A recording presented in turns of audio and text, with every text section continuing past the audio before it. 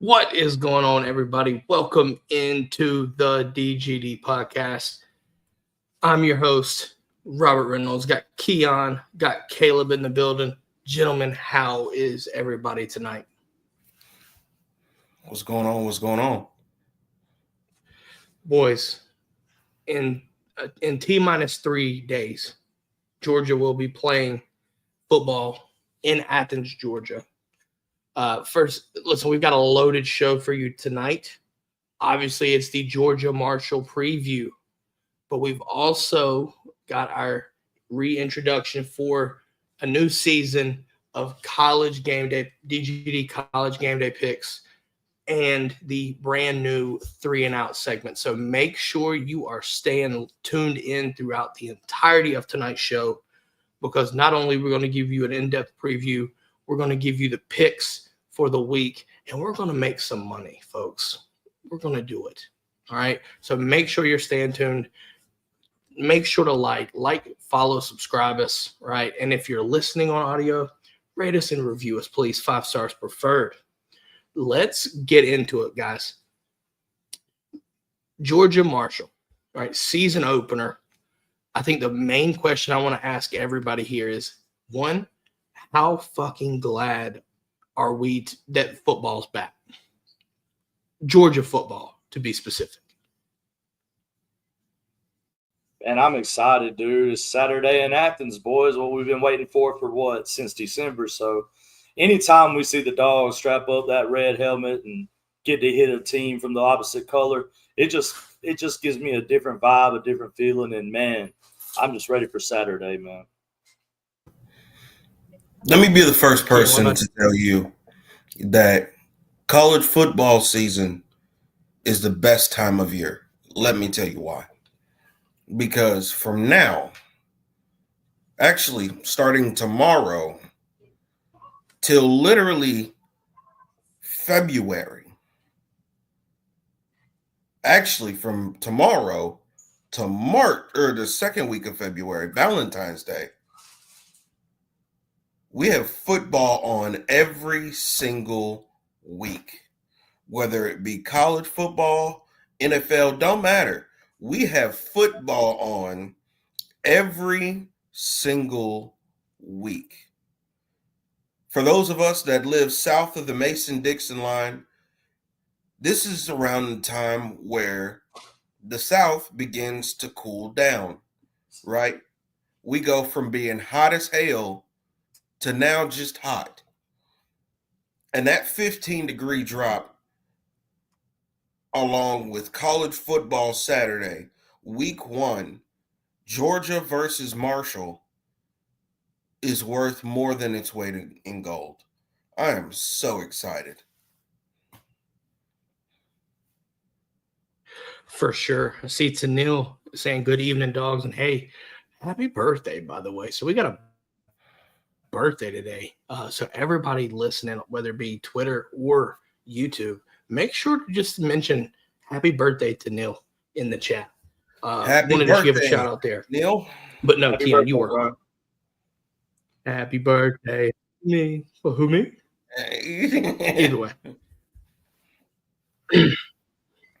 No, seriously though. We've waited entirely too long for this, and now it's here. Right now it's here. But I want to start talking more about it than just our thoughts about it being back. We've been through. Listen, y'all, if you've been with us, or if you just now tuning in, we've been here. It hasn't stopped over here at the DGD podcast. It just hasn't. We've talked all off season. Talked about everything, recruiting, everything. Right.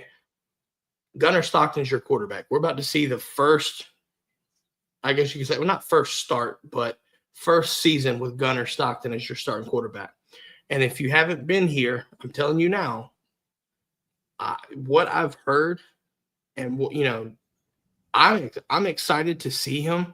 And what it sounds like is he has a very good control of the offense. And he's going up against a good damn defense too, might I add.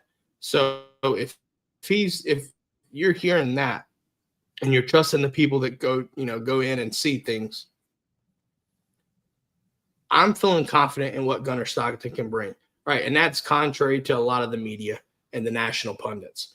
Keon, I'm gonna let you start, and then we'll bring it over to Caleb. What are your thoughts? What are we wanting to see here? What are we expecting to see with Gunnar Stockton at quarterback in game one? Honestly, execute within the offense.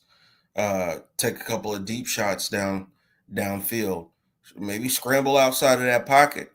Get those extra yards. Slide when you see contact. Slide. Feet first. Slide. Don't slide into the contact. Slide feet first. But really just him, executing within the confines of the offense. I think that this system this year is going to be more tailored to him.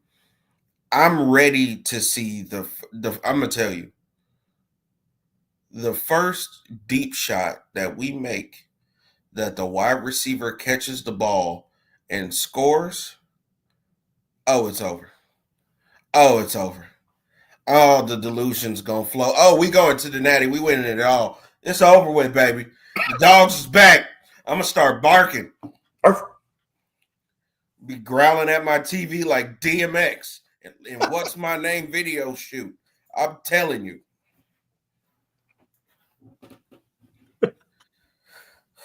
X is for real gonna give it to Keon. Oh, brother. I'm trying to tell you. I'm losing it because, man, after what I'm looking at this in a sense of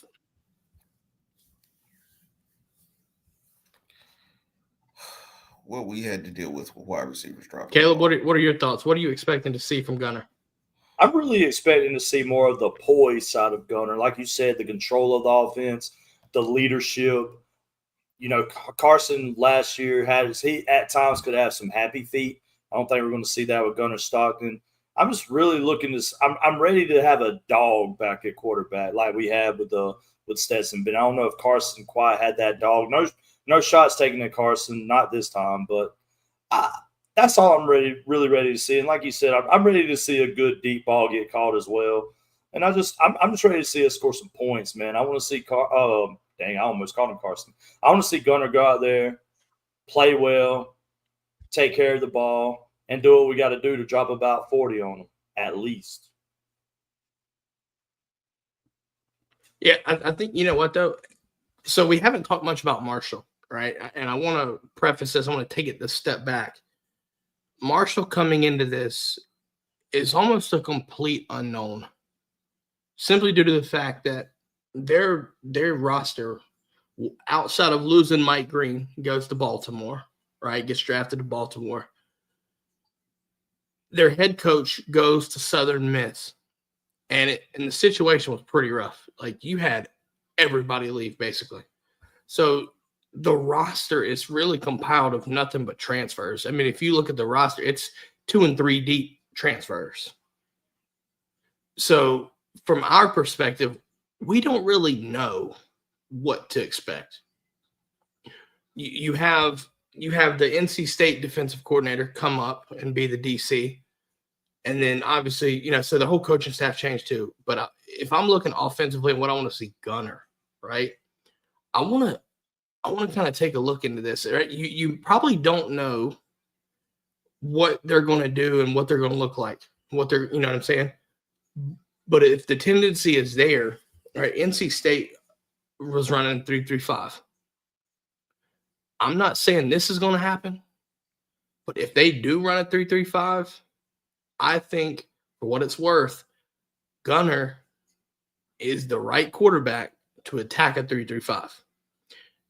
I want to bring this back to the last time we played it like a 3-3-5, legit 3-3-5 stack team.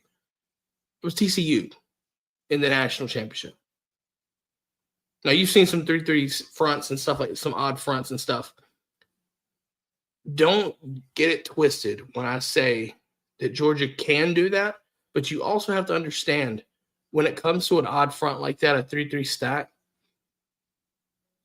the stunts, things like that can really disrupt an offensive line. So you have to really play smart when it comes to the offensive line.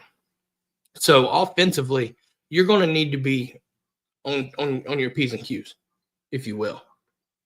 I think you have to be, because if you're not and your offensive line isn't playing smart, they're going to be right. And when they do, it's pure chaos. However, 3-3-5 also opens up, if you do it right, some humongous plays can happen as a result. I want to get y'all's thoughts on that. What are we expecting Georgia to attack offensively? Do you think it's like a TCU, or do you think it's something completely different? Brother, you lost every single player on that damn roster to the portal. You had to go grab a whole group of guys that didn't even know each other, didn't even know themselves at that university a year ago. We better light that shit up like 4th of fucking July with Joe Dirt and John Daly having a light show. Like, there's no way and here's the crazy thing. We could go out there and go crazy. We're still not going to cover the spread. Nope. We're not covering that spread. The spread is like 39.5 to my knowledge. I was about to say, it's 40 points for those who are sitting at home listening to this. Nope. We're going to get up by 35, and then Kirby is just going to run that ball until the game ends. And then tell the fans, bye, have a wonderful time. Caleb, we've kind of taken over for a little bit, so I want to give Caleb an opportunity to talk about the same situation. Well, I mean, at the end of the day, it's like y'all said, they got a new roster. I don't look for Georgia to be too fancy either. I think it's going to be pretty vanilla, try to hold back some things, but I do think they're going to try to stretch the defense a little bit. But it's going to be your typical Mike Bobo, Kirby Smart. We should win by 50. Let's be vanilla, hold back our full playbook, and just kind of coast. I don't think we're going to. So I'm going to make an early prediction here. We can make predictions as we go. I don't necessarily think you see all that much of Nate Frazier. The reason why I say that is because Marshall's not the game that you need him to have a humongous breakout game, or you shouldn't. However, there is a running back too that we have yet to truly see someone grasp. And there's a lot of snaps that I think can be ready to go. Who's going to get them? Right? Because there's a lot of mouths to feed in that running back room.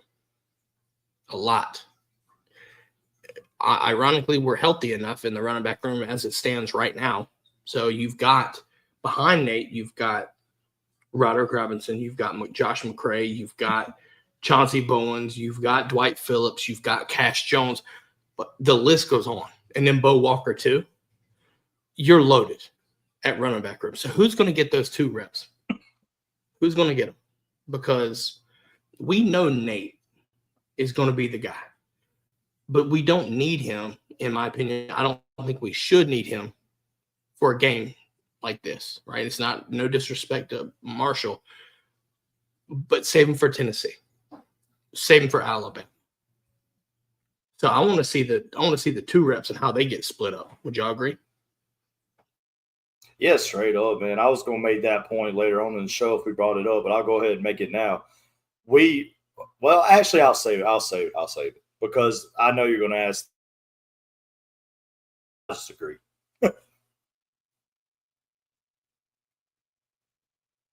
Yeah, what about you? Yeah, I mean, I agree. I want to see how it's all going to be split up. So I'm with you there. I mean, now I will say this. I want to see the receivers be efficient, and I want to see them execute at a high level as well. If there's one receiver that y'all have to do that, who's going to be that receiver? I want to pose that question. Zachariah Branch. Yeah, I agree with you. I think it's going to be Zach Branch as well. But I'm going to go different and say I'm going to say Noah Thomas. Yeah, you've been high on him lately, so I figured that one was coming. Well, I mean, he's had a great transition from the A&M, and you've heard a lot of good things. So there's a lot to be right. There's a lot, and we haven't even brought up some of the other receivers, right? I mean, Colby Young's back, and so for me, I'm looking at that as like I can't fucking wait to see him back because we talked about this Monday on last episode. The possibility of seeing Noah and Colby and Zach Branch on the field with either Oscar or Lawson, take your pick, and then Nate Frazier. If shit's clicking, it's dangerous. It's dangerous. So I'm ecstatic on that, But I think let's stay within the receiving core and go to the tight ends, right? Because they are receivers. I want to see Oscar. I think Oscar Delp can have a big season. I really do. Gunnar Stockton has a real good chemistry with Oscar Delp. Now we saw some good flash plays, right, and against Texas with Lawson, and I expect Lawson to have a great season too. But there's that bond, that friendship that they have. When I'm talking about I'm talking Gunnar and Delp. And honestly, that will be the best thing to happen for Georgia because if you can get Delp and Lucky, right, to have great seasons, let them blossom in the NFL, get drafted and blossom in the NFL, and then I think at that point you have tight ends in the waiting room with Jaden Riddell, Colton Heinrich, right, and then Elias Williams and Ethan Barbour, and that's not talking about the 26 commits that we've got. So keep that on. We ain't even gonna talk about that. That tight end room is loaded, and I want them to have great seasons because, one, it's going to help the flow, but two, I just want him to have a good season. I want Gunnar to be in command of the offense, and I want him to distribute the ball, whether it be handing the ball off and establishing the run game, whether it be passing the ball, no drops, ideally, and then getting the ball to the tight ends as a way to move the chains too. I want it all. Am I being too greedy? No? Okay. So I'm not alone, at least. But let's do this. When it comes to this game, if we're looking at the entirety of the offense, what room has to have the best game Saturday, in your opinions? I'm gonna let y'all take it away. It's no doubt the wide receivers. I mean, all the question marks we had last year, all the drops. I mean, it's like they were saying, we had the number 1, 2, and 3 players with the most drops in the SEC. I think they got to step up, show us a little bit, give us a little bit of that confidence in them because we can hear all we want to in the spring. I'm not going to feel confident until I see them catch the ball. So I think it's got to be the wide receiver room on offense. Go out there, win your matches, play the catch the ball, and let's get it. No, I'm definitely with you there. But I'd say the offensive line. We got to be able to establish the run this year, and I think that's where it all starts. So for me, it's got to be the offensive line. I think so too, especially in week 1. I want to see. I want to see what the rotation looks like. I know we've had this discussion before, what we think the starting rotation will be, but I just want to see us get back to running the football, right? I really do. And I want to come back to something that we heard earlier in fall camp when Mike Bobo was talking to the media. There was a point in that conversation during that press conference where he had talked about basically owning up to kind of being conservative starting football games, right? And it shows because we've had situations where you have, you sit there, you score 7 points in the first quarter against FCS school, and then it translates to 0 points the next game. What I want to see, I want us to see us start off offensively dominating, and I want to see us put up points.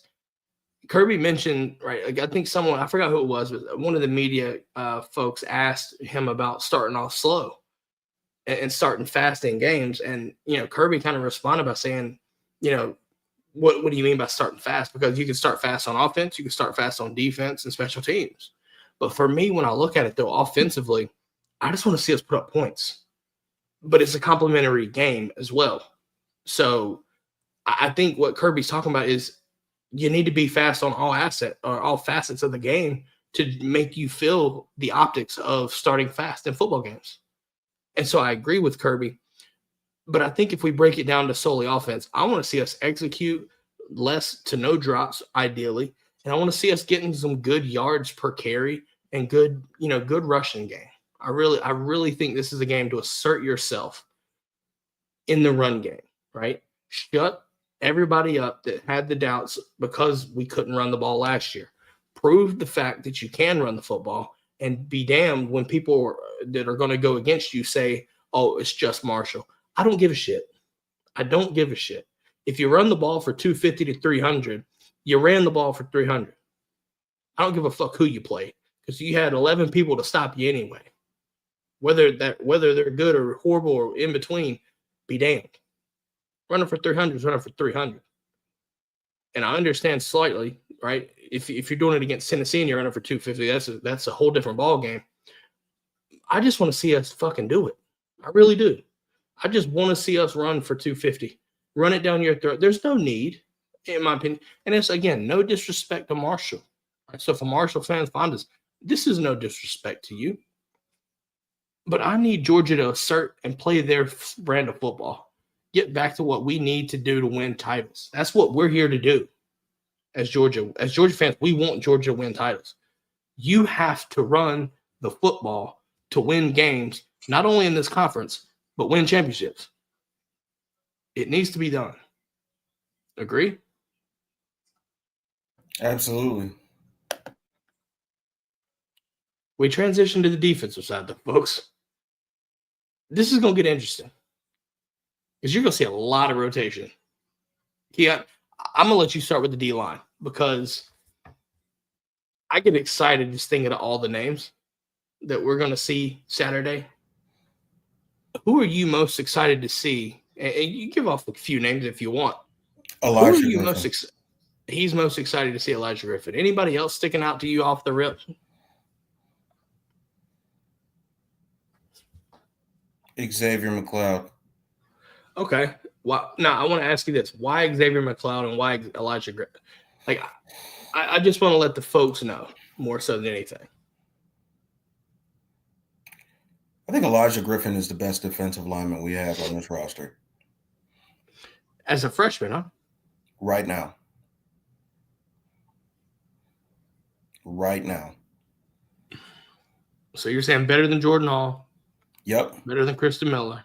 Yep. You heard it here first. I think he's the best defensive lineman on the roster. Fair enough. That's interesting. But I like it. I'm not saying I don't like it. Caleb, I'll ask you same thing. What D-line are you most excited to see?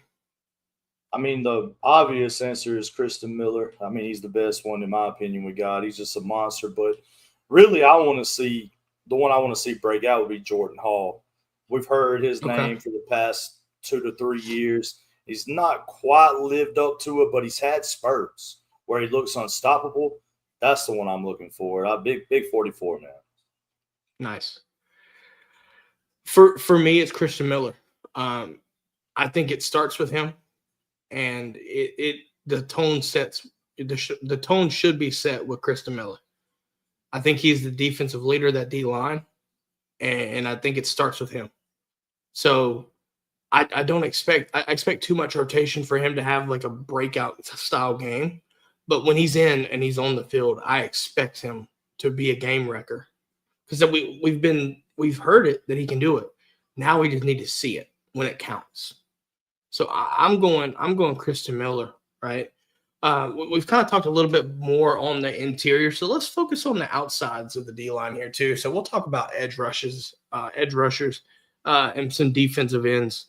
I want to start with this one because I'm going to do it again, Keon. I'm going to do it again, Caleb. I've been high on this kid since last year. He's not blue, but he's a damn avatar, and that's Quintavious Johnson. I want to see him. I don't think he's going to have a great statistic season, but I think he's going to have a very impactful season because he's going to do some of the dirty work that we don't want to forget that Chaz Chambliss did the dirty work for us last year. I think Quintavious fills in and does the dirty work in place of that. So you heard it here first. Quintavious, don't worry about his stats, but I guarantee you he's going to have a very impactful season so long as he's healthy. I want to throw that in there because somebody's going to be like, oh, well, he was hurt, so he didn't do shit. If it happens, don't obviously. So giving you a thought on that. So let's do this. Tanil has been holding it down in the chat. So I want to read some questions. We'll take some questions real quick, guys, before we get back to this edge rusher stuff. So going back to running backs, she said she read that we'll be RBU again. I want to see our receivers catch the balls and the offensive line protect the quarterback. I'd love to see Gunner throw long. Don't we all? Right? Don't we all? Because I think he can stretch the field vertically. We saw it against Notre Dame. And I think you're going to see that when he's on the field. But Chicks dig the long ball. That they do. Ask Glavin and Smoltz. Yeah, throw that back. Yeah, you know. So she says she wants to see Bobo have confidence in the offense so he can make different calls than his normal calls. Listen, Tanil, I'm going to tell you this right now. I'll make a prediction again, guys. Our opening touchdown, it would not surprise me. Actually, I'm not going to do the opening touchdown. I guarantee a touchdown will be off of a screen. And it will not surprise me if Zach Branch takes it to the house from outside the red zone. Just going to make my shot there, okay? So clip that if anybody can for me. But no, when I look back to the normal, right, we got super pissed off, Caleb last year about the screen game, right? Screen game was very annoying. In my opinion, the reason why it was so annoying is because we weren't fucking executing the right way. If you're not executing, it's going to look bad. There were ample opportunities to hit your head on the goalpost, but your receivers dropped the pass or you didn't execute on the block and shit went south. We did this in 21 and 22, and we had home run shots off of screens or tunnel screens, right? You know, people look at the bubble screens and kind of get annoyed with it, but at the same time, we had tunnel screens and jailbreak screens that hit, Ladd McConkey was hitting his head on the goalpost because he was catching the ball. He made guys miss, and you hit your damn head on the goalpost as a result because of blocking too.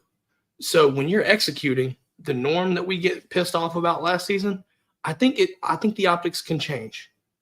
But it takes Georgia to basically get their standard, execute, hold your blocks, not hold, but sustain your blocks, make guys miss. You bring in Zach Branch and you got Sokovie White too as well. I want to see that. The screen game could honestly be a situation where at the end of the season, we're taking a look back through this season and saying, wow, some of our best plays were screens. And then you want to look back and compare to 24 and you're like, I'm sick. Just saying that. But no, so, and Griffin is not 6'7", 360. I think he's like, Griffin's like, 6'3", 6'4", 290, almost 300, I think. Maybe more, a little bit over 300, I think. Yeah, no, I think 6'7" might have been Gaston, honestly. Gaston, yeah. By the way, we ain't talking about Gaston, but he's going to play a lot. He might. Listen, we made the call. He might start. And our guy Graham thinks there's a good shot that he might start at right guard. Not saying he will, but there's a shot. But still, he's a freak, dude. I can't wait to watch him play. Caleb, I want to revert back. All right, let's get back on track. Defensive edges, defensive ends. Who are you most excited about? Like I said, I'll get back on mine. Mine was Quintavious Johnson. Caleb, who are you most excited about there? The Army transfer, man. Everybody's been talking so much about him. I don't know if it's Elo or Elo. It's Elo. It's Elo. So Correct. Elo is the one I'm mostly looking forward to because if you come from Army, you have this kind of just instilled leadership and just looking forward to Elo because I don't know. He's just exciting to me. Hearing about him all season, I'm just kind of hyped about it.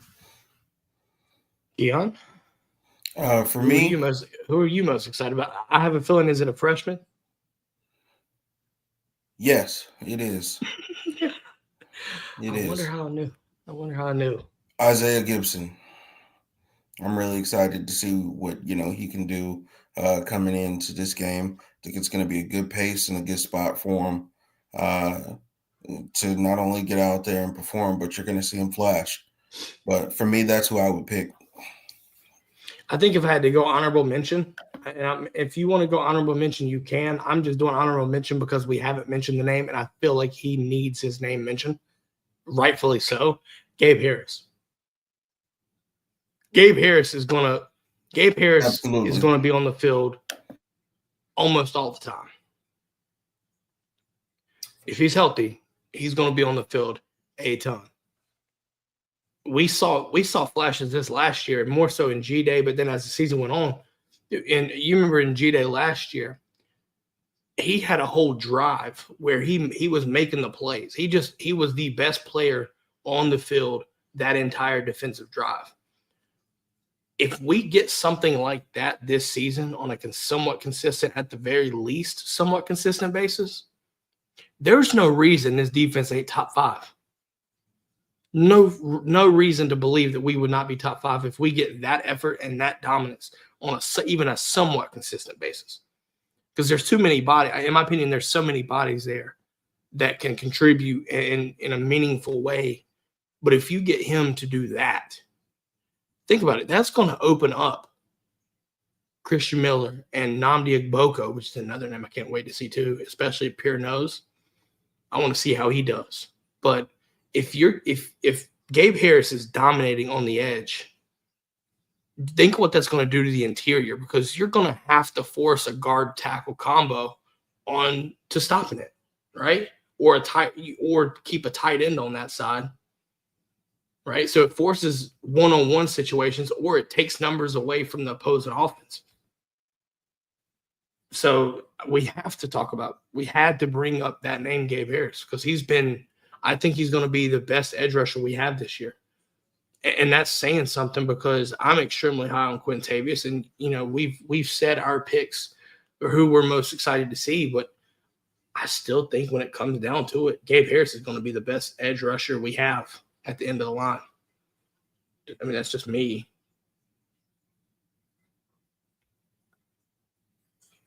Keon, I want you to start on this. We're moving to linebacker. I'm just going to let Keon take this one away. Justin Williams. Oh, yeah. Justin Williams. Man. Chris Cole, but Justin Williams. I knew that was coming. Caleb, which one are you most excited to see linebacker-wise?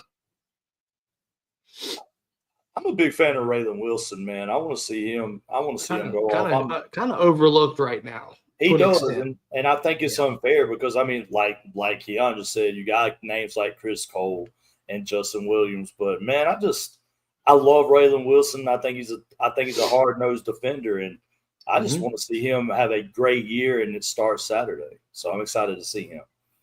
Yeah, I'm with you. I'm going to go with the obvious name, and that's CJ Allen.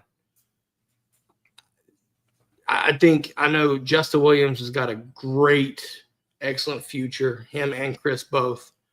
And I think they're both going to get a ton of run. But when I look at linebackers and I think of this, I just get this feeling that CJ is going to be that linebacker for us. Like that linebacker. Not just another one, but that linebacker. I'm ready to see it.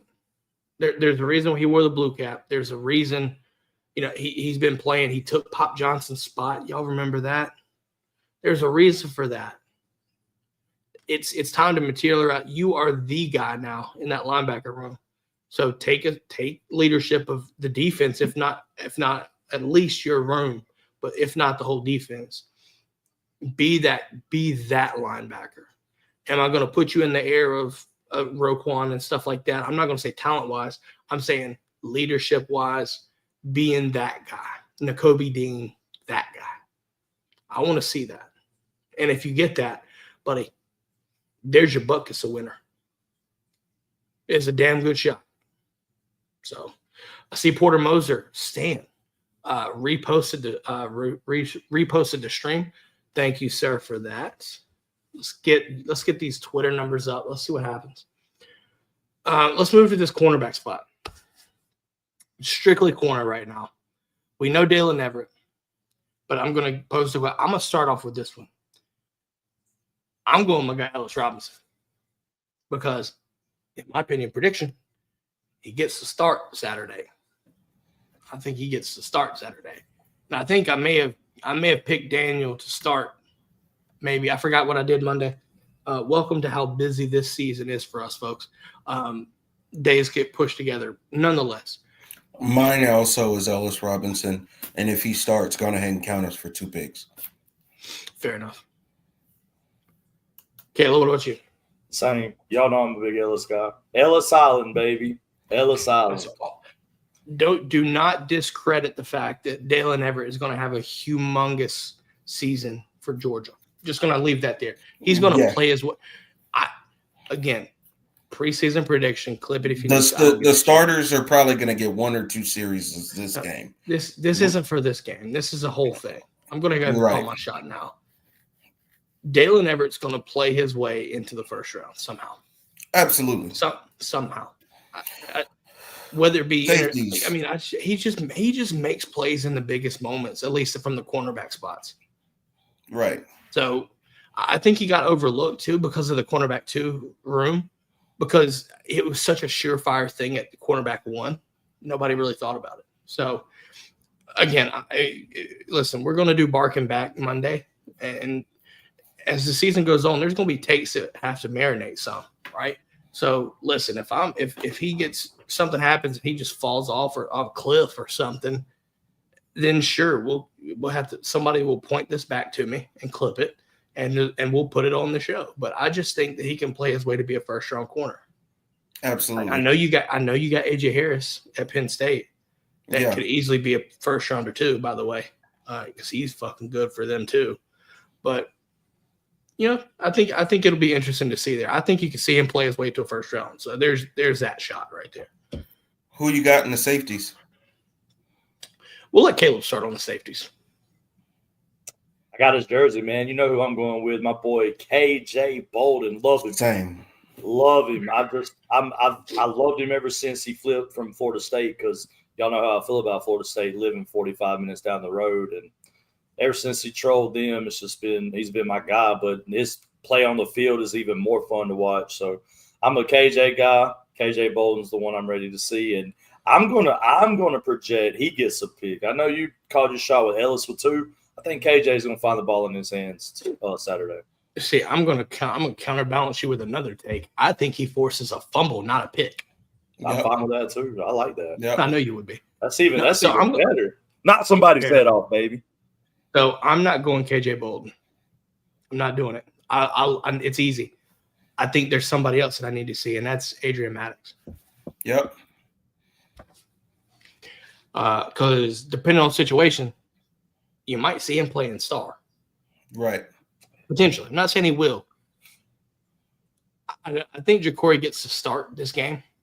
Mm-hmm. But I think Adrian Maddox is going to play his way into that safety spot beside KJ, and it's going to create a very dynamic combination, if you will, because I think Maddox's ability to be the hybrid cover guy and also physical enough to just come down and strike and not be scared at all. We know what KJ's about. KJ, I think there's some things I want to see him coming into a sophomore year where he gets more comfortable in coverage. I think we got better as the season went on, right? I think there were some Absolutely. moments. I think there were some moments last season that you could see he was a freshman. So I expect him to make those jumps, especially with what we've been here. But Adrian Maddox comes from it comes out of the portal. But at UAB, old buddy was striking, and I mean lighting people up clean, while also getting picks and stuff like that. And so if he ends up taking that safety spot with KJ, I think you got a nice little dynamic duo.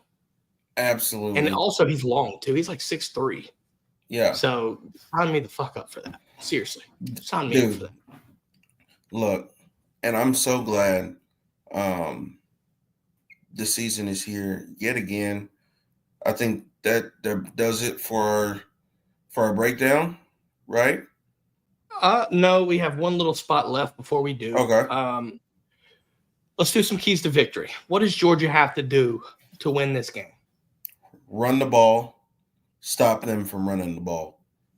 Okay, so it starts and stops with the run game for Keon. Caleb, what does Georgia have to do to win this game?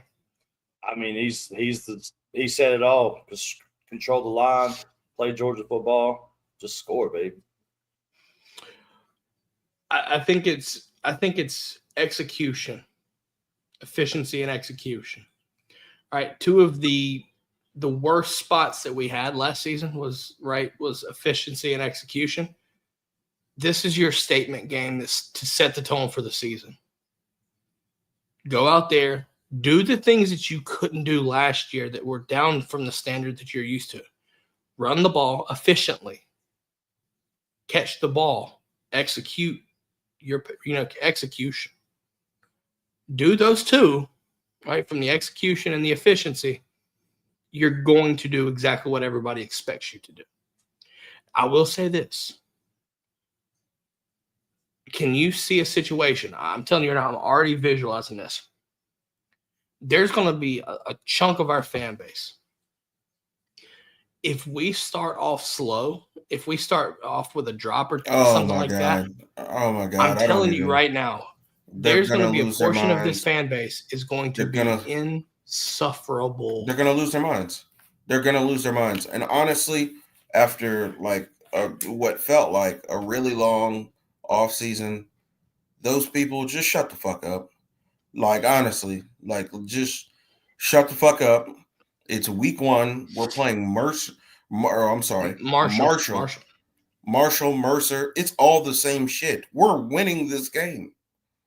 Like, nobody on in our fan base thinks that we're gonna lose this shit, right? Like, devil's advocate, if we get brought into deep waters though, week 1 against this team, because look again, we don't know.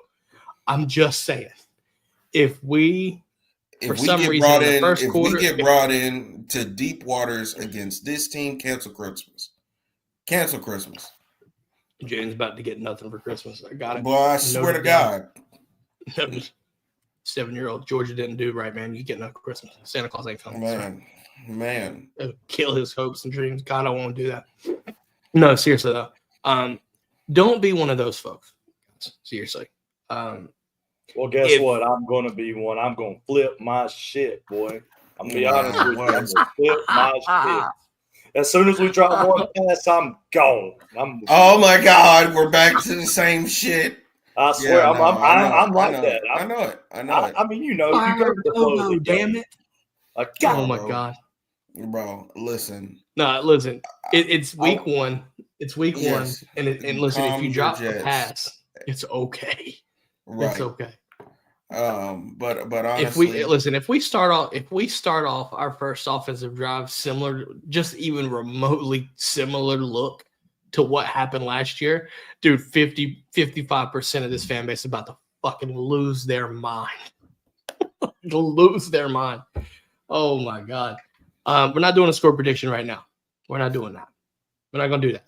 We'll save it for our installation of DGD game day picks. Which, by the way, any final thoughts on this wrap up before we move on to said segment? Anybody? Bro, go out here and get the win.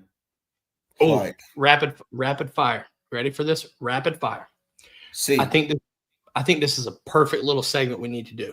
All right. C. The Rapid answer fire. C. Order. Keon, me, Caleb. We're just gonna keep it simple. Across the board from left to right for the viewers. Keon, you start off. Leading rusher. Bo Walker. Chauncey Bowens.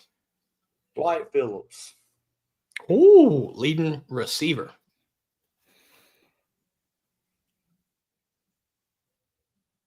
You know, Taylor. Actually, wait. Zachariah Branch. Fuck it. Zach Branch. Zach Branch. Let's see. Leading passer.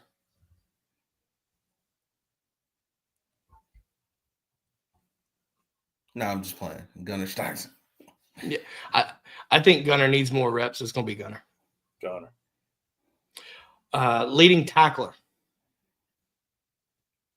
Justin Williams. Leading tackler for me. Gabe Harris. Chris Cole. If any interceptions, who leading interception? Ellis Robinson. Dalen Everett. KJ Bolden. I'm telling you, Dalen Everett is only on the field for two drives. Offensive player of the game. Zachariah Branch. Chauncey Bowens. All the starters so we can see the backup. Defensive player of the game. Elijah Griffin. CJ Allen. All the starters so we can see the backups. That's the easy way out. No, that's what I want to do. I know what he means. Overall game player of the game. Player. For this one, no answer. Similar to what you've been doing. I'm not. One player of the game. Who is it? Zachariah Branch. Chauncey Bowens. Dwight Phillips. Okay. There you had it. That is all we've got for the Marshall preview. With that being said, it's time for another season of college game day picks.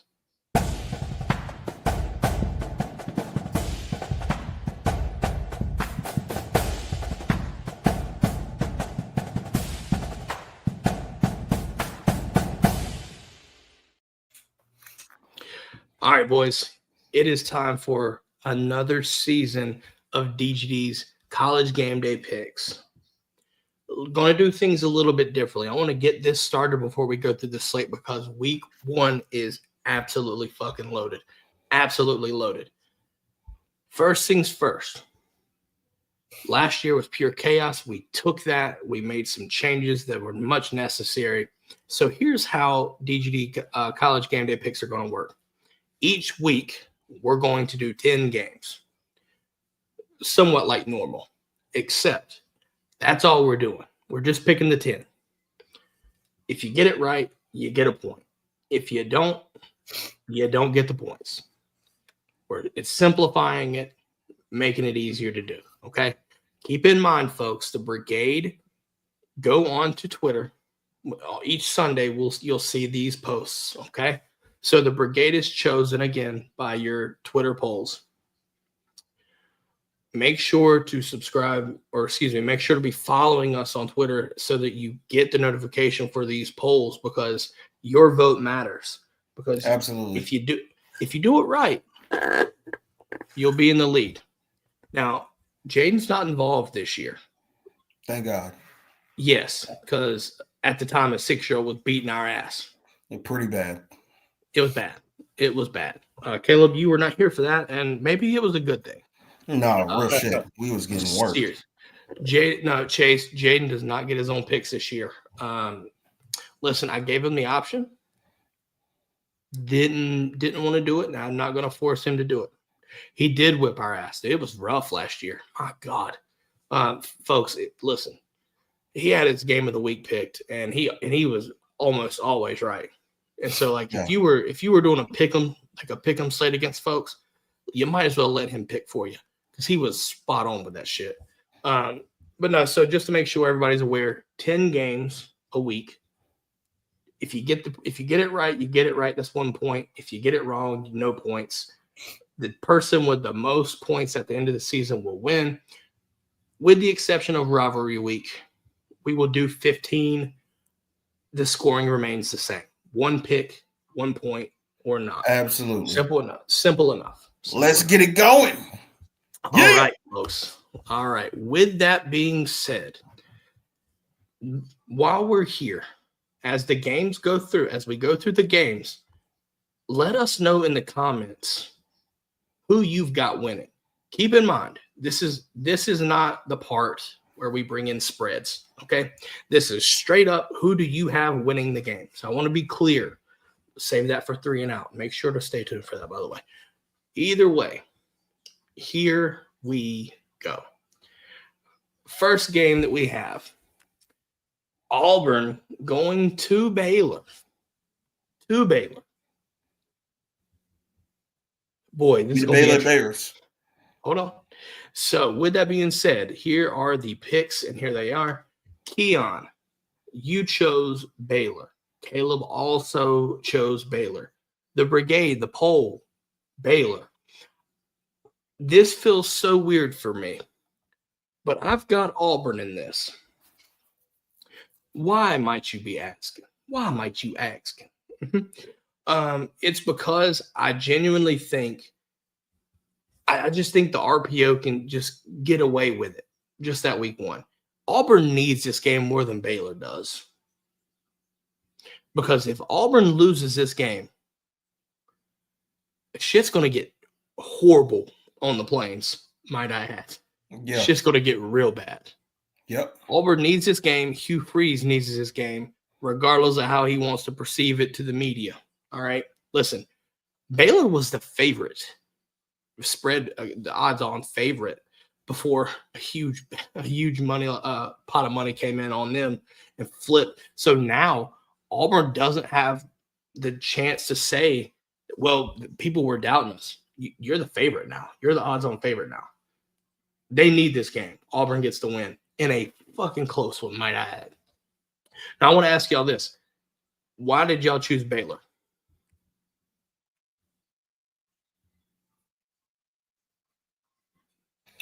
I'm never rooting for Auburn, ever. Same. That's Fair literally. enough.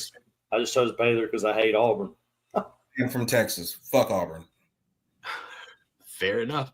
The next matchup, waiting till Monday, Labor Day night, TCU and those Horned Frogs travel to UNC for Bill Belichick's first ever game, I think, as a college head coach, at least at UNC.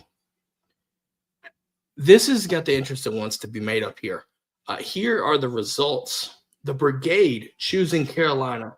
Caleb and Keon choosing UNC. I've got TCU. I just think that TCU will just find a way to get it done in a squeaker. It'll be a squeaker. I think there'll be so much media attention at UNC that I don't necessarily know if it's going to gel well with Bill Belichick to start. And so I think TCU is a little bit more experienced, more seasoned at this point in time. So I think that they take it. I think they take them down. Any reason? What's y'all's logic? Why do y'all got UNC? I took them because Bill Belichick's about 90 years old. He's dating a 20-year-old. He's winning at life. Might as well win the football game too. And y'all know I got a little UNC in me, so Tar Heels, man.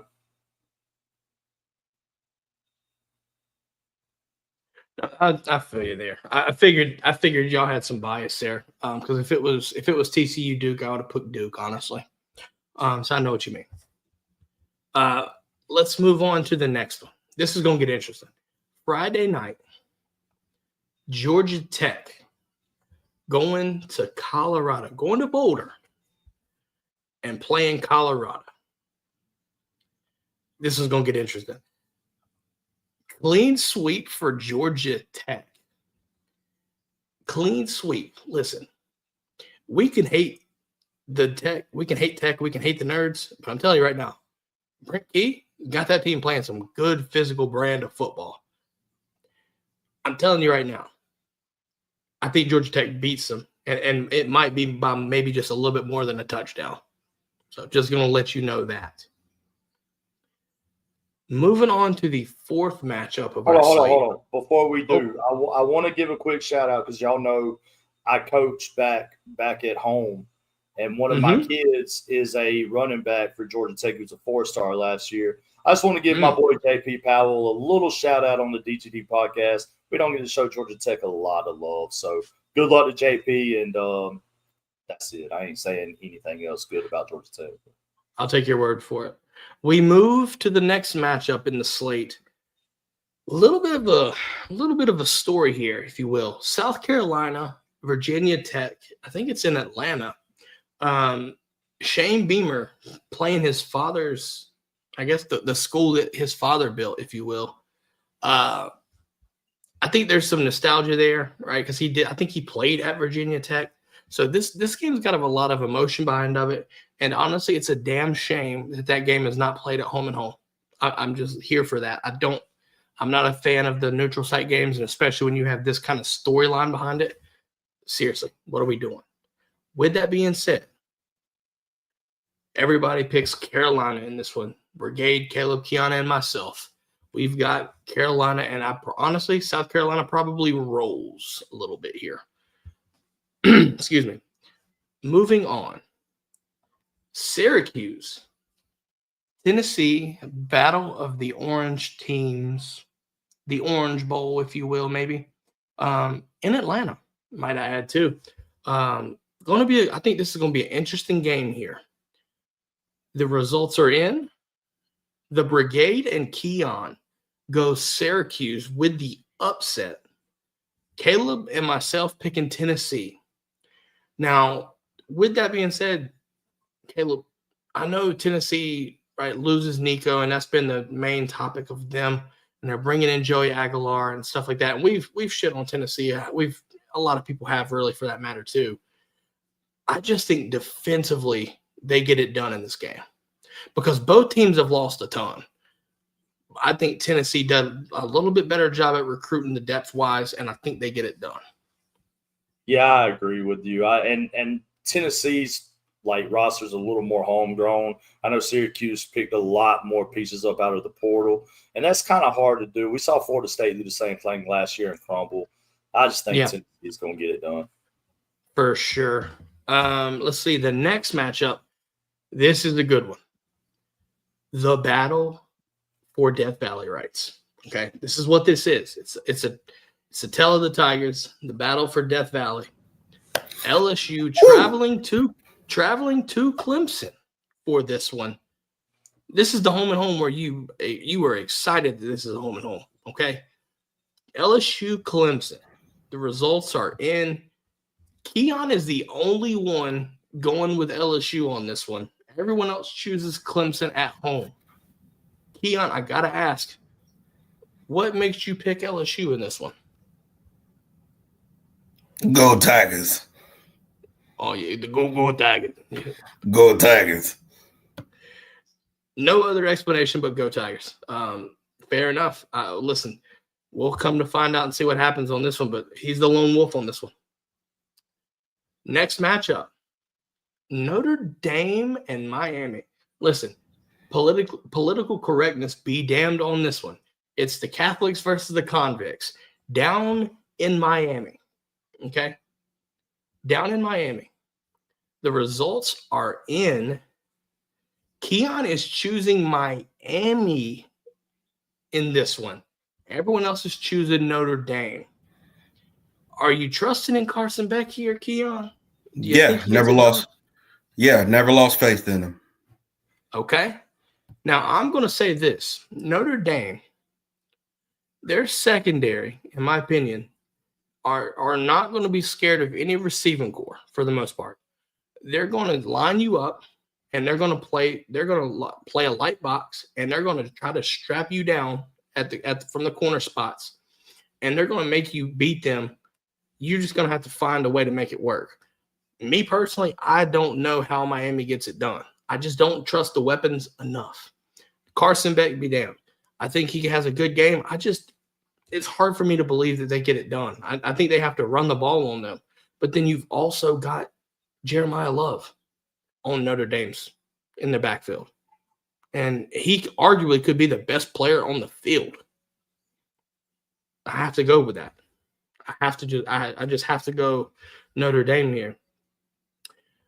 This is going to be fun. Alabama going to Tallahassee. KTG, they're coming your way. Alabama is rolling into Tuscaloosa, or rolling from Tuscaloosa to Tallahassee. The results are in for this matchup, and I don't think it's straight clean sweep. Alabama absolutely fucking rolls this one. Bama fans will love that. Yeah, I don't think this shit finna be close. They about to do. Listen, Tim Keenan, tightrope surgery, so he'll be missing this game. Jam Miller is out. I don't think it matters in this game. Listen, Tim Keenan, keep dreaming. Don't stop believing. Bama in 5. This shit it's about to get bad, bro. What's the spread? 13 and a half points? I think the spread was 13 and a half for that. They're covering that shit first. Listen. Florida State fans, if you find this, cool, so be it.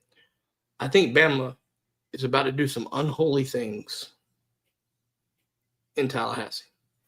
We'll see, though.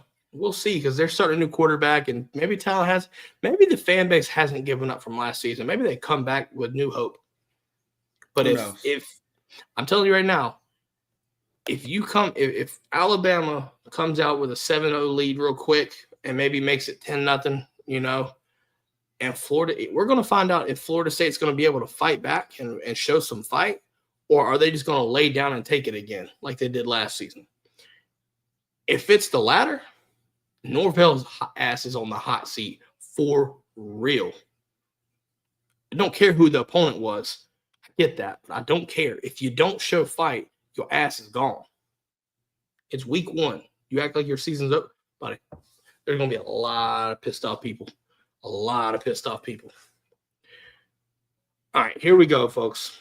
We always end with the dogs, but our game of the week, Texas and Ohio State in Columbus, big noon kickoff. Arguably the biggest, I'd say this is probably the biggest season opener maybe ever in my lifetime. It's been hard pressed to find another one that big. 1 versus 2. I don't think I've seen that in my lifetime. Would y'all agree? And y'all's this is a massive, massive fucking matchup. Okay. Either way, the results are in. Brigade, Caleb, and Keon going with Texas, and I'm going Ohio State, the Buckeyes at home. Let me explain. You have the 2 best players on the field. You have Jeremiah Smith and you have Caleb Downs. You can look back at the last time they matched up against each other, and Jeremiah Smith basically got shut down for what it's worth. At home, I don't think that happens again. I think he gets an explosive play or 2, maybe even more than that. But on the defensive side of the ball, Caleb Downs is going to be everywhere. And the hype around Arch Manning has been some of the most just wild stuff we've heard this entire preseason, offseason, whatever you want to call it. I just think, and listen, this is going to be a close game. I don't think anything more than 7 points separates this game. And if it does, I need to know what happened. We might have to come talk about it on Monday's episode. We might have to make a little quick segment to talk about it. If that game goes into double-digit win or something like that, that's going to be a massive thing to talk about. But nonetheless, I've got Ohio State, Keon, Caleb. You both have Texas. The Brigade also chooses Texas. Listen, I'm going to just tell you straight up. You ain't ever going to get me to think negatively about a Manning, talk negatively about a Manning. That's right. You're little Giants. Massive Giants. The Giants. Sorry. The Okay. huge Giants. Huge. Yeah. So Huge. for me, I'm never gonna question a quarterback that was literally raised in the Manning camp. So for me, I picked Texas. I'm from Texas. Fuck it. Fair enough. Fuck them. You know. You know what? Secretly, Keon wants Texas to be undefeated when they come into Athens. I definitely do. That's not a secret. That's I what it is. definitely do. That's what it is. I know. All right. With that being said, the 10th and final game, as we always do, Marshall coming into Athens to take on our Georgia Bulldogs. Which one of y'all picked Marshall? We'll find out. Nobody. Absolutely fucking nobody. Guys, I'm telling you right now, the spread for this matchup is 39.5 points. I don't think we break that spread. Georgia's just not solid enough against these massive spreads. It's not an Ole Miss situation where you're beating teams by 70. But Georgia's going to roll. And I think, again, we talked about this earlier in the show. I just think Georgia gets back to playing Georgia football in the Georgia standard. And it quiets a little bit of our fan base that had doubts and worries about being able to run the ball, at least for this week.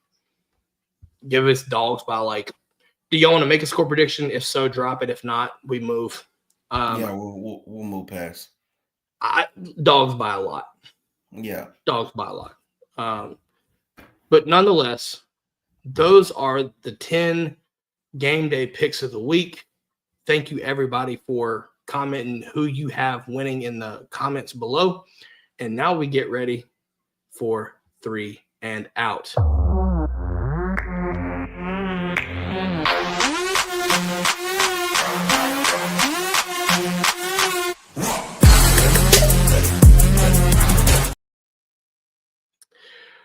Boys, it is time for 3 and Out. 3 and Out, folks, is our brand new segment where we bring you a 3-leg parlay each week. And we make sure that y'all get some money off of it. Okay? That's what we do.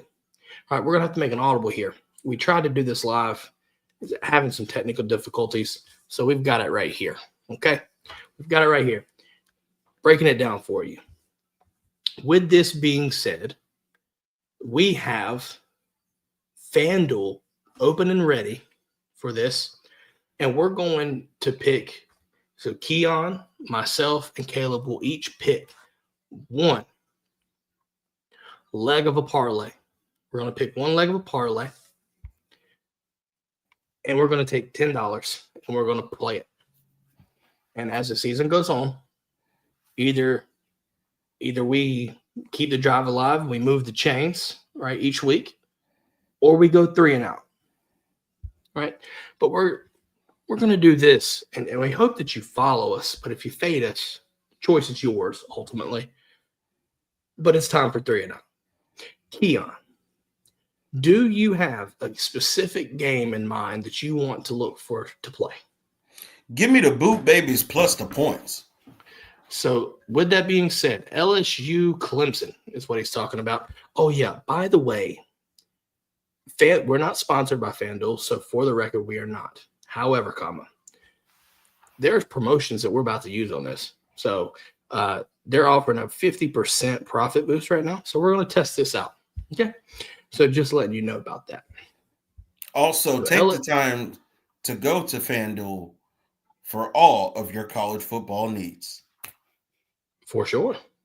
Please gamble responsibly. For sure. All right. So you're taking LSU plus 3, or you're taking the money? The current situation, Keon, plus 3. I'm gonna let you hold on. Wait a minute. The current spread is LSU plus 3.5. Yep. Do you want to? All right. So the spread is 3.5. Right. Clemson the favorite. Now that's a minus 104 odds. If you go money line, it turns to plus 150. Do you want to hear the over-under total? Over-under, let's hear it. 57.5 for this game. The over-under set at 57.5. Give me LSU money line. Keon is putting the LSU money line. All right. I like that. For mine, I'm going Notre Dame. I'm going Notre Dame taking the points at -2.5. Right now, the spread is currently -2.5. Notre Dame favorite at -110 odds at the time of this. So I have Notre Dame minus the points. Keon, you put LSU money line. Caleb, it's time for your leg, sir. What are you going to do? I'm taking Alabama minus 13.5. And I think To it could be a lot. To confirm, Alabama is indeed a 13.5 point favorite at -118 odds. Now, do you want to hear the over/under total? No. You can split it, but I'm going with the money. That's fair. So we'll just stick with Alabama to cover the spread at 13.5. So with that being said, the $10, right? The $10 with the 50% profit boost, you have a potential to win $78.17 using this parlay, right? So I just want to make sure that people are aware of that. We're gonna go ahead. Yeah, we're gonna go ahead and put that in right while we do this. I think it's worth it. Excuse me. So, wait a minute. I stand corrected. With the profit boost, $10 could turn into $117.27. So, with this being said, I want to make sure everybody's aware. We'll be posting social media graphics almost immediately after this. That way you can follow along if you're watching after the fact. We're going to win you some money, but we're also going to hold each other accountable as well. So with those graphics, you're going to have it. You're going to have the odds. You're going to have the potential thing. You're going to have everything that we did. When it comes time for the results, if one of us mess up or multiple of us mess up your parlay, you're going to know whose leg missed because their names are going to be in red. But if they hit, it stays in green. It goes in green. So look for our names to be in red or green come time for results. Whether you want to listen to, like, say, for instance, if I keep missing, hey, maybe Keon's on a hot streak. He's hitting his, but I'm not doing my part. Maybe you like the parlay. Maybe just flip or fade me, right? Or maybe Keon's having a struggle. Maybe you want to fade him one week, right? This is just our suggestion in our little parlay, if you will. But we're trying to make enough money, or we're trying to make some money on this, and we want to make sure that you do too. With that being said, we're going to keep track of everything throughout the season too. So don't worry about that. So with that being said, bam. As you can see, it was placed. Right? So we're going to confirm every week that it's done. Okay? So that has been done. I want to ask this real fast. How are y'all feeling about it? What are y'all's thoughts on that? Feeling pretty good. Feeling great, honestly. Listen, there's no cash out either, by the way, on this. Okay? There's no cash out on this. Oh, yeah. By the way, so the goal is to use 10 every week. If, for instance, if we win this week, we take 10 from the winnings and not insert 10 every time. So I just want to make sure that's the case. I want to make sure we're understanding that because the graphics are going to reflect it. So just want to make sure everybody's aware. But those are our picks for the week. And with that being said, that's all we got for 3 and out.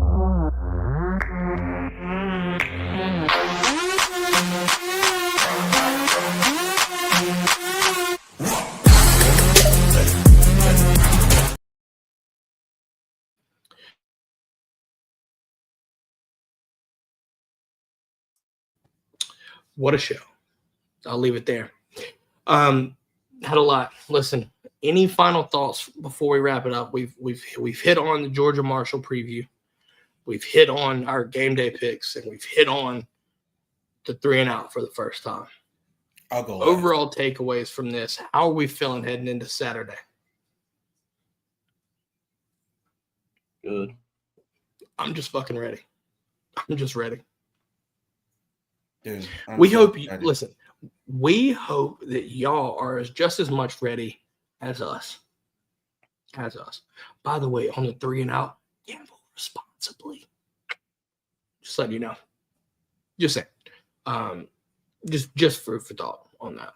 And obviously, if you can't do it there, again, sorry we can't cover you. Everywhere, everybody. I think Georgia is not. I think Georgia can't use FanDuel, so that's unfortunate. But if you've got places to go, maybe you can use that parlay and see if you can win some money. Okay, it's optional. We're just using FanDuel. Okay, but nonetheless, guys, there's football starting tomorrow, Thursday, all the way to Monday. I have a feeling Keon and Caleb are about to be useless for 5 days. Yeah. Sorry, tomorrow and Friday off. So yeah, I got tomorrow off. I didn't, but it's prime time, so I'll just watch it after. It's okay. But nonetheless, you want to close that's out? What you want to close out with him, Rob? Go for it. Oh no, I'll go last. Because I got a whole what thing to say. What are we closing out? What are we explain this? What do you mean? So like for me, I was just saying like to close. Like what was the next thing that you wanted to do? Oh no, sorry. So we can give some final thoughts. Tripp asked what game is tomorrow. I think there's multiple games tomorrow, but the biggest one is probably Nebraska and Cincinnati in Kansas City. So they're playing in Arrowhead Stadium. Boise State play too. That's going to be That's another one. Yeah, watch out for USF. I think they're playing at USF. Might add too. Back on my Bulls. Give them a run for their money a little bit. Yeah. Oh yeah, that's a good drop back too. Kean, I'll let you start. I'm gonna let you start so we can follow suit on this. Please be the leader on this to send us home. Look, college football officially starts Thursday. It's going to run through Monday. To all my friends, family, and colleagues, don't you call my damn phone. Don't you leave me the hell alone. No, we not going nowhere. And if we are going somewhere, it's going to be somewhere where I can drink and watch college football. Okay? No, we not doing no family gathering. We can gather around the TV as a family and watch college football. Okay? Hell no. I'm going to be glued to my TV screen, my YouTube TV, for the next 4 days. Get ready for it. Listen, we're drinking early, day drinking.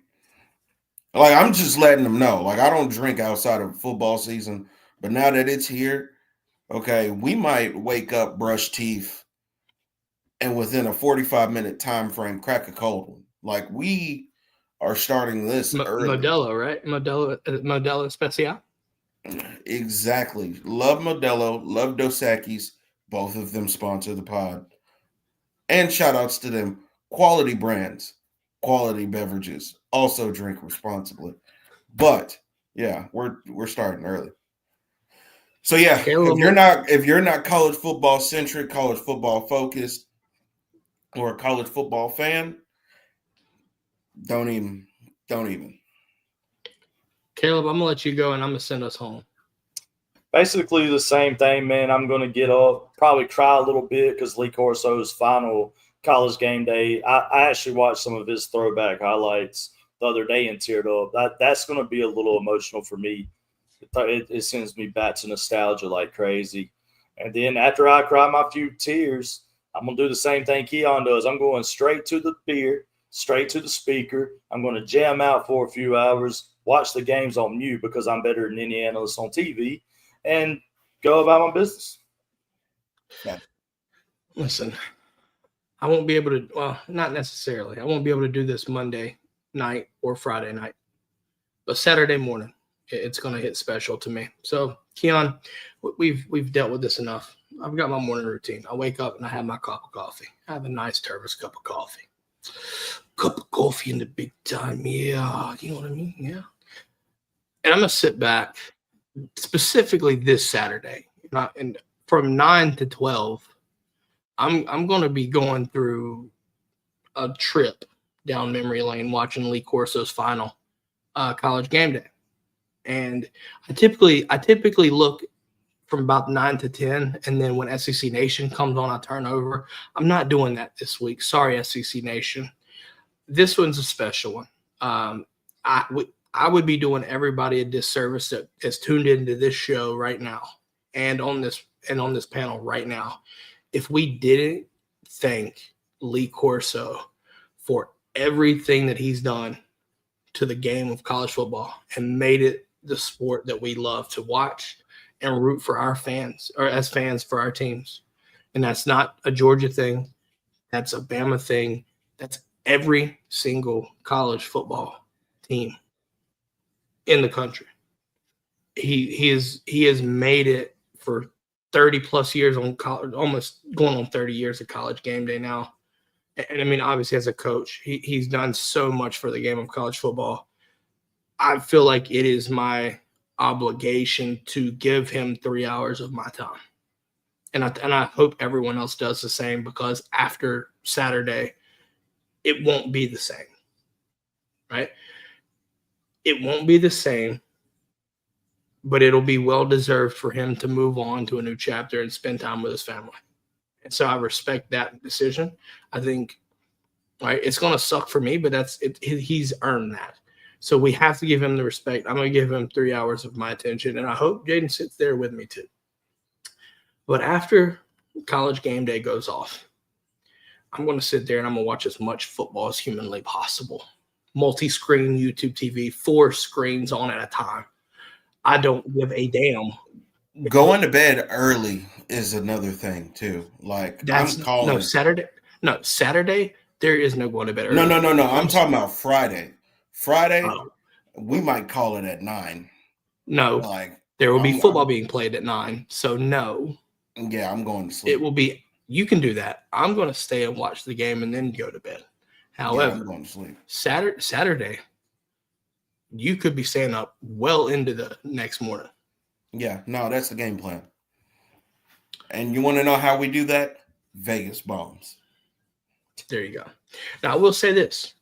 When it comes to Georgia, we talked a little bit about it, right? We talked a little bit about it. The block letters kind of bringing some vintage feel back to it, right? It's going to feel a bit different. So let us know, let us know how the game goes if you're there in Athens. I hope everybody has a great, safe trip down to Athens, and whoever's going, listening, and or watching. And hope everybody has a great Labor Day as well. Monday, we'll be on Monday night too. But nonetheless, I hope everybody has a good weekend, right? Enjoy it, right? I know here it feels like it's a false fall, but as a big back, I'm going to sit there and enjoy the fuck out of this. Like not even high of 80. Okay. I'm going to enjoy the hell out of that. Even if it is on the couch. Don't care. With that being said, though, I don't want to keep rambling. So with that being said, we're going to wrap this thing up. Make sure if you're watching this live, there's over 100 people right now. If you're on Twitter, give us a follow. Give us at the GG Podcast where you're watching this. Also, you've got Caleb the Great 13 over there for KTG, and you've got Podcast Poppy with 2 eyes for Keon. Make sure to give us a follow. Absolutely. Keon, if I'm not mistaken, after the Georgia game, you might be hosting an X Space. Is that correct? Absolutely. And it's also going to be time for me to tell the college football world, we are back. We're bringing back your team is trash, and you have to deal with that. The college football season is here, baby. Woo! So make sure you're subscribed. Make sure you follow Keon on Twitter, because those spaces. Oh, yeah, by the way, Keon, if I'm not mistaken, it'll only be speakers for dog fans. Is that accurate or no? We're doing winners week 1. Week 1 winners. Okay, so winners are Week allowed 1 to speak. winners. Got it. Okay. Fun little thing situation there. So we'll be talking about that. Keon will be hosting a space after the game for instant reactions to it. And then we'll come back on Monday's show and do our game recap. A little bit more in-depth there. Let the emotion settle a little bit, if you will. But make sure if you're watching, give us a follow there. Subscribe to our YouTube channel. Not only do we do our show here, but our guy Caleb puts in a lot of work streaming College Football 26 every day for the most part. I think it's every Monday through Thursday. So give him make sure you subscribe for us because he does it here. And so we want to make sure we're supporting him too because he's bringing you even more content than we normally would. So if you're listening, come over here and give him a follow and support him watching that. Briefly, you're doing your top 60 what now? What rank are you now? I'm number 63 in the world globally. 63 in the world, 63 globally. And you're doing a spin the wheel situation where you're playing every single college team on the game and you're winning a game. And it's not an exhibition game either. It's online play. Yep. It's online rank play. So he's playing. I mean, just give us a couple of the teams. Give us a range here. Teams you've already played and won against. I've played with Northern Illinois.